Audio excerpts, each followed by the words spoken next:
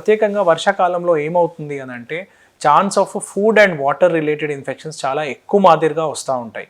ఇది ఎందుకు అని అంటే మనకి food and especially water related infections, especially మనకు పబ్లిక్ సప్లైలో ఉన్న వాటర్ ఇవన్నీ ఇన్ఫెక్ట్ అయ్యే అవకాశం చాలా ఎక్కువగా ఉంటుంది. అలానే మనకి రోడ్ సైడ్ స్టాల్స్లో వాళ్ళు వాడే water unhygienic preparation methods use చేయడంతో ఈ food and water related infections ఎక్కువగా వచ్చే అవకాశాలు ఉంటాయి. సో మెయిన్లీ ఏంటి అని అంటే మనకు ఇప్పుడు కామన్గా మేము వర్షాకాలంలో చూసే ప్రాబ్లమ్స్ మెయిన్గా వామిటింగ్స్ అండ్ డయేరియా.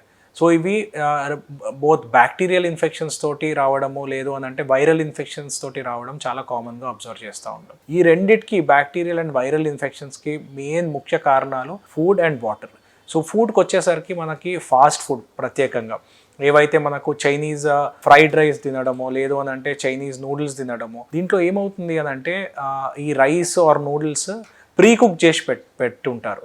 సో అది ముందే ఎప్పుడు మార్నింగ్ టైంలో కుక్ చేసి పెట్టడము, అలానే నెక్స్ట్ డే కంటిన్యూ చేయడము, మనం అడిగినప్పుడు ఇమీడియట్గా దాంట్లో ఇంగ్రీడియంట్స్ యాడ్ చేసి మిక్స్ చేసి ఇమీడియట్గా వంట చేయడంతో ఇది pre cooked rice and noodles తోటి కామన్గా ఇలాంటి ఇన్ఫెక్షన్స్ రావడం. సెకండ్, మనం రోడ్ సైడ్ స్టాల్స్లో తినే పానీపూరీలు, దీంట్లో యూజ్ చేసే వాటర్ లిక్విడ్ ఏదైతే యూజ్ చేస్తారో అది అన్హైజీనిక్ వాటర్ తోటి యూజ్ చేయడంతో మెయిన్గా ఈ బ్యాక్టీరియల్ అండ్ వైరల్ ఇన్ఫెక్షన్స్ కామన్గా వచ్చే అవకాశం ఉంటుంది. సో దీంట్లో మెయిన్ మనకు సిమ్టమ్స్ ఎలా వస్తుంది అని అంటే మన తిన్న ఫుడ్ తిన్న ఒక 5-6 అవర్స్కి లేదా కొన్నిసార్లలో ఒక 24 అవర్స్ వరకు కూడా వామిటింగ్స్ రావడము, సడన్గా మనకి కడుపులో పిసుకుతున్నట్టు నొప్పి రావడము, విపరీతమైన నొప్పి ఉండడము, దీంతోపాటు మనకు విరోచనాలు రావడము, ఇవి కామన్గా చూసే అవకాశం ఉంటుంది. సో ఇవి చాలా వరకు ఏంటి అని అంటే సెల్ఫ్ లిమిటెడ్ ఇన్ఫెక్షన్స్గా ఉంటాయి. అంటే ఏంటి అని అంటే సెల్ఫ్ లిమిటెడ్ ఇన్ఫెక్షన్స్ అంటే మన బాడీ ఇలాంటి ఇన్ఫెక్షన్స్ని న్యాచురల్గా హీల్ చేసే అవకాశం ఎక్కువగా ఉంటుంది. కాకపోతే మనం చూసుకోవాల్సింది ఏంటంటే ఈ వామిటింగ్స్ తోటి, ఈ మోషన్స్ తోటి మనం డీహైడ్రేట్ కాకుండా ముఖ్యంగా చూసుకోవాల్సి వస్తుంది. మనకి medical facility are medical personal అవసరం ఎప్పుడు ఉంటుంది అని అంటే మన నొప్పి తక్కువ కావడం లేదు అని అంటే విరోచనాలు ఎక్కువగా రావడంతో మనకు డీహైడ్రేట్ అవుతున్నాము, లేదు అని అంటే కొన్నిసార్లలో కొందరు పేషెంట్స్కి ఫీవర్ రావడము, ఫీవర్ వచ్చింది అని అంటే ఇన్ఫెక్షన్ కొంచెం ఎక్కువ మాదిరిలో వచ్చింది అన్నట్టు ఉద్దేశం ఉంటుంది. సో ఇలాంటి టైంలో ఒక గ్యాస్ట్రెంట్రాలజిస్ట్ని కలవడం చాలా ఇంపార్టెంట్. సో కొన్నిసార్లు కొన్ని పేషెంట్స్కి కొన్ని ఇన్ఫెక్షన్స్ తోటి ఏముంటుంది అని అంటే ఇన్ఫెక్షన్ ఎక్కువ మాదిరిగా వచ్చి బ్లడ్ మోషన్స్ని డిసెంట్రీ అని అంటాం. సో బ్లడ్ మోషన్స్ రావడం కూడా చాలా కామన్గా అబ్జర్వ్ చేస్తూ ఉంటాం.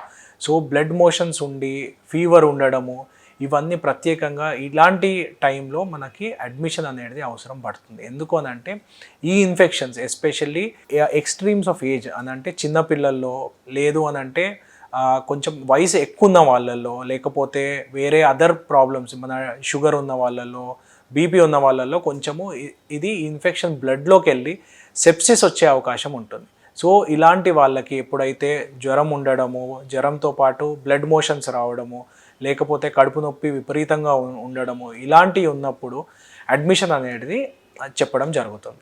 దీంతో పాటు మన కామన్గా మనం చేసే తప్పులు ఏంటి అని అంటే మెడికల్ షాప్కి వెళ్ళి ఏదో ట్యాబ్లెట్ తీసుకొని మనం మెడికల్ వాళ్ళు ఏదో ట్యాబ్లెట్ ఇవ్వడం జరుగుతుంది. సో ఇలాంటి ట్యాబ్లెట్స్ ఎస్పెషల్లీ మనకి లోమోటిల్ లాంటి ట్యాబ్లెట్లు ఇన్ఫెక్షన్ తోటి వచ్చే డయేరియాలలో అస్సలు తీసుకోకూడదు.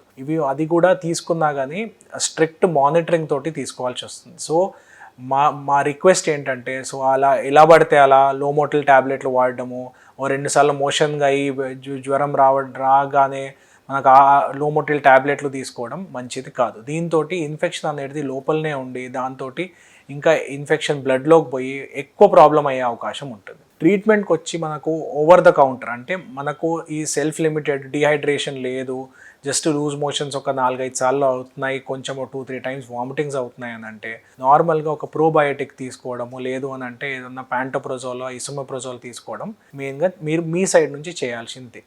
దీనికి దాటి కంట్రోల్ కావట్లేదు అని అంటే ఏదన్నా డాక్టర్ దగ్గరనే కన్సల్ట్ అయ్యి వాళ్ళ సూపర్విజన్లో ట్యాబ్లెట్ తీసుకోవడం ఇంపార్టెంట్. సెకండ్ థింగ్, మనకు ఫుడ్ అండ్ వాటర్ రిలేటెడ్ ఇన్ఫెక్షన్స్లో లివర్కి సంబంధించిన ప్రాబ్లంలో రావడం కూడా చాలా కామన్గా చూస్తూ ఉంటాం.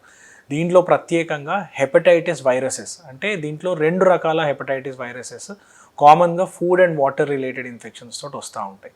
దీంట్లో ఒకటి హెపటైటిస్ ఏ వైరస్, రెండోది హెపటైటిస్ ఈ వైరస్. సో దీనికి హెపటైటిస్ వైరస్ వచ్చే సిమ్టమ్స్ ఎలా ఉంటాయి అని అంటే, ఫస్ట్ ఇవి స్టార్ట్ అయ్యేది సిమిలర్గా వామిటింగ్స్, కడుపు నొప్పితోటే స్టార్ట్ అవుతూ ఉంటాయి. ఇది వామిటింగ్స్, కడుపు నొప్పితోటి స్టార్ట్ అయ్యి ఒక 3 రోజుల పాటు అసలు ఆకలి ఉండకపోవడము, దీంతో మెల్లిగా మనకి జాండీస్ డెవలప్ కావడం స్టార్ట్ అవుతుంది. సో ఇవి హెపటైటిస్ ఏ అండ్ ఈ వైరసెస్ కూడా most of the times self limiting infections. So మనకి కరెక్ట్గా దానికి సంబంధించిన టెస్ట్లు చేసి డాక్టర్కి చూపెట్టుకోవడం ఇలాంటి ఈ ఇన్ఫెక్షన్స్కి చాలా ఇంపార్టెంట్. అండ్ ఏదో మీకు జాండీస్ రాగానే మనకు పోయి ఏదో చెట్ల మందులు తినడము అస్సలు చేయకూడదు. ఎందుకంటే చెట్ల మందులతోటి చాలా వరకు ఇవి అంటే ఏం మందులు ఇస్తారో మనకు తెలియదు. దీంతో పాటు లివర్కి ఇంకా డ్యామేజ్ అయ్యే అవకాశం ఉంటుంది. సో దీనికి ట్రీట్మెంట్ వచ్చేసి మనకి ఒకసారి మనకు బేసిక్ టెస్ట్లు చేసి మనకి జాండీస్ లెవెల్ ఎంత ఉంది అనేది చూసుకొని దాని ప్రకారంగా మోస్ట్ ఆఫ్ ద టైమ్స్ ఇంటి దగ్గరనే ట్రీట్మెంట్ తీసుకుంటే సరిపోతుంది.